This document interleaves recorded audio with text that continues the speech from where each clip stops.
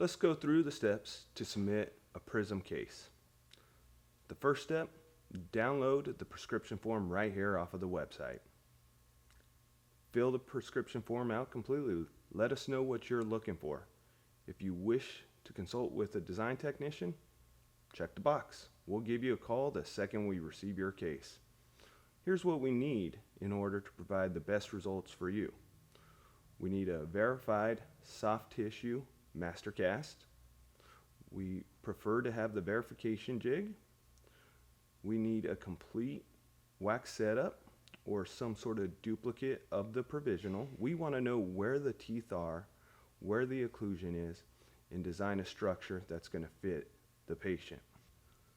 Since you're including the wax up or a duplicate of the provisional with the case, a couple of things that are not necessary on our end to complete the design. Number one, we do not need an articulator. Save some space in shipping as well as some weight, save some money, right? We also do not need an opposing arch. We're looking forward to receiving a case and the opportunity to work with you.